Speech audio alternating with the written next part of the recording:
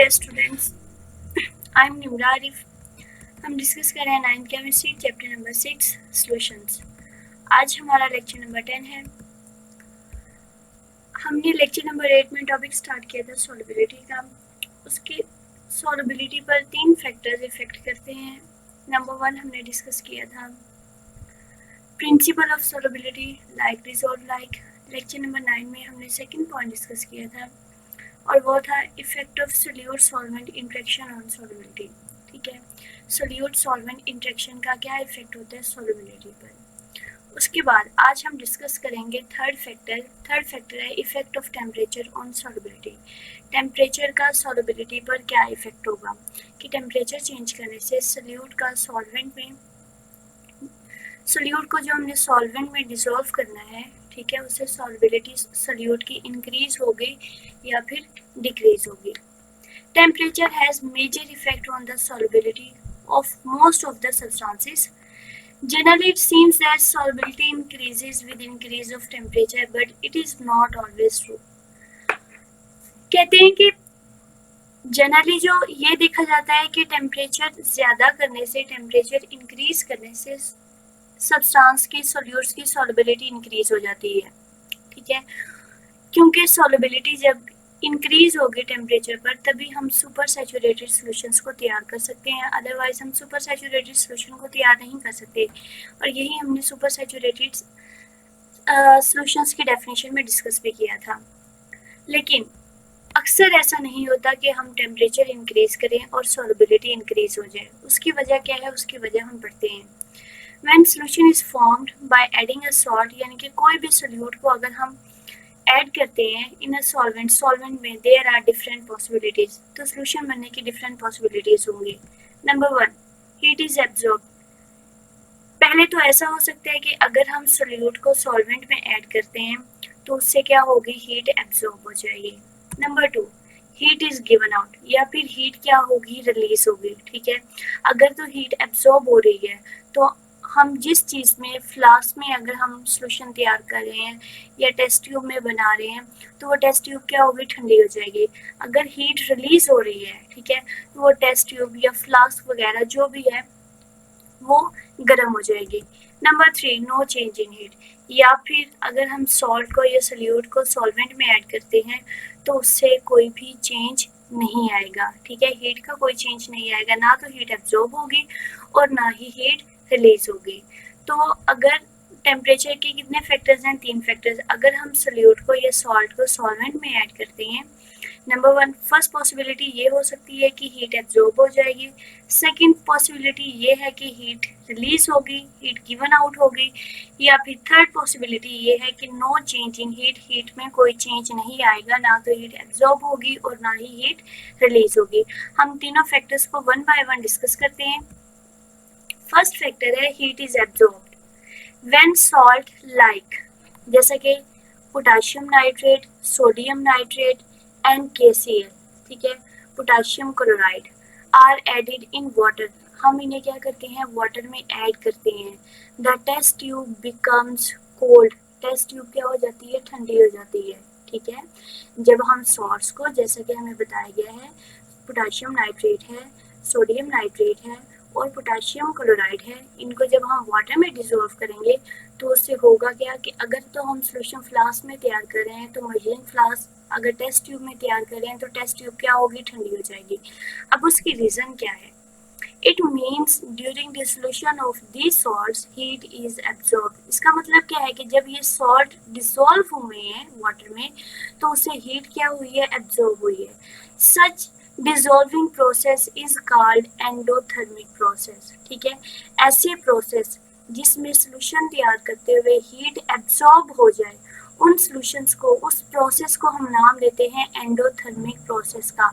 आपसे short question में heat is absorb इस तरह से पूछा जा सकता है, या फिर आपसे ये पूछ सकते हैं कि एंडोथर्मिक प्रोसेस क्या है। ठीक है, तो एंडोथर्मिक प्रोसेस क्या होगा कि ऐसा प्रोसेस जिसमें सॉल्यूशन तैयार करते हुए हीट एब्जॉर्ब हो, ठीक है, उस प्रोसेस को हम किसका नाम देते हैं, एंडोथर्मिक प्रोसेस का नाम देते हैं।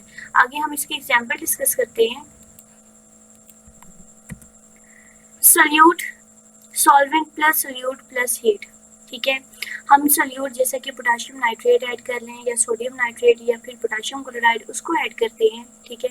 सॉल्वेंट हमारे पास क्या होगा, वाटर, वाटर में डिसॉल्व करेंगे। हमने क्या कहा है कि हीट इज एब्जॉर्ब, प्लस क्या होगी हीट, तो हमारे पास क्या बनेगा, सॉल्यूशन बनेगा। Solubility is usually increases with increase in the temperature for such solutes, ठीक है। ऐसे solutes जिनको हम वाटर में डिसॉल्व करें वो हीट एब्जॉर्ब करें, ठीक है, यानी कि हीट एब्जॉर्ब करने पर वो क्या हो रहे हैं, वाटर में डिसॉल्व हो रहे हैं। तो ऐसे सॉल्यूशंस का क्या है, उन्होंने कहा है solubility is usually increases with increase in temperature। ऐसे solutes की solubility इंक्रीज होगी टेम्परेचर इंक्रीज करने पर। अगर तो हम टेम्परेचर बढ़ाते जाएंगे, ठीक है, तो उनकी solubility भी इंक्रीज होती जाएगी।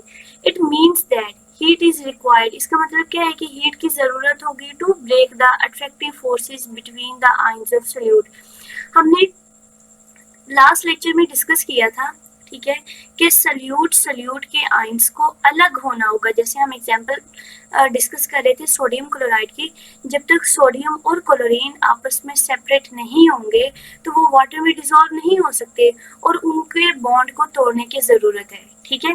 तो यही उन्होंने कहा है कि ये जो हीट है, जो हीट एब्जॉर्ब हो रही है, वो हीट क्या करती है कि सोल्यूट के दरमियान जो बॉन्ड है, जैसे कि पोटेशियम नाइट्रेट के दरमियान जो बॉन्ड है, ये पोटेशियम क्लोराइड के दरमियान जो बॉन्ड है, ये हीट क्या करती है, उस बॉन्ड को तोड़ देती है और उनके आयंस को क्या कर देती है, सेपरेट कर देती है।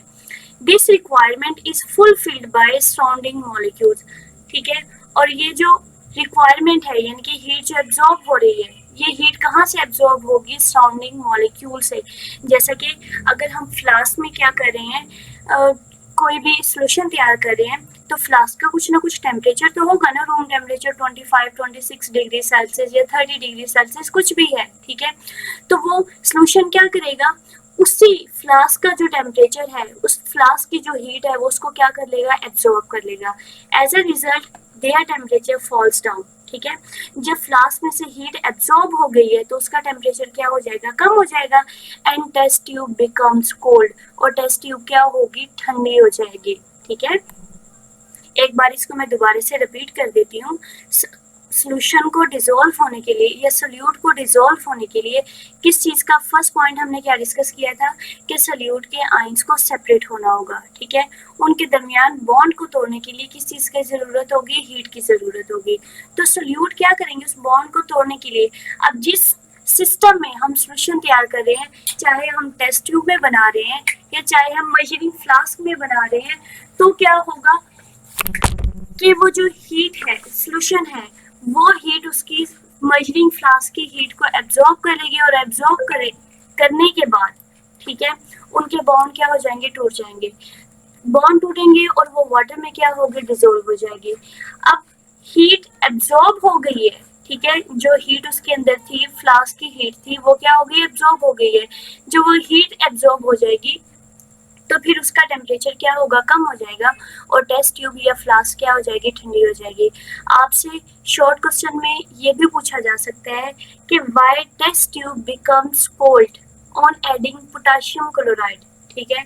अगर तो हम पोटेशियम क्लोराइड का या सोडियम नाइट्रेट का या पोटेशियम नाइट्रेट का सोल्यूशन तैयार करते हैं, ठीक है, तो उससे टेस्ट ट्यूब ठंडी क्यों हो जाती है, ठीक है। या फिर आपसे ये भी क्वेश्चन पूछ सकते हैं कि जब हम पोटेशियम क्लोराइड का सोल्यूशन तैयार करेंगे, ठीक है, पोटेशियम क्लोराइड का सोल्यूशन तैयार करने पर हीट एब्जॉर्ब क्यों होती है, आपसे ये भी शॉर्ट क्वेश्चन पूछा जा सकता है, ठीक है। और आपसे ये भी शॉर्ट क्वेश्चन पूछ सकते हैं कि कौन कौन सी सब्सटेंसेस हैं, या एमसीक्यूज पूछ सकते हैं कि which one of the following, मतलब ये कि कौन कौन से सब्सटेंसेस ऐसे हैं जिनको अगर हम वाटर में डिसॉल्व करें तो वाटर में डिसॉल्व करने पर हीट क्या होगी, एब्जॉर्ब हो जाएगी, ठीक है, या टेस्ट ट्यूब ठंडी हो जाएगी। तो वो हमारे पास क्या है, पोटेशियम नाइट्रेट है, सोडियम नाइट्रेट है, और थर्ड हमारे पास क्या है, पोटेशियम क्लोराइड। तो ये किसी भी तरह से शॉर्ट क्वेश्चन पूछा जा सकता है, तो आप लोगों ने याद रखना है। पहला आपसे ये पूछ सकते हैं कि एंडोथर्मिक प्रोसेस क्या है, ठीक है। दूसरा आपसे ये पूछ सकते हैं कि हीट एब्जॉर्ब क्यों होती है, और थर्ड आपसे ये भी पूछ सकते हैं कि why solubility of potassium chloride या सोडियम नाइट्रेट या पोटेशियम नाइट्रेट इज इंक्रीजिंग और इंक्रीजिंग टेम्परेचर। आपसे किसी भी तरह से शॉर्ट क्वेश्चन पूछा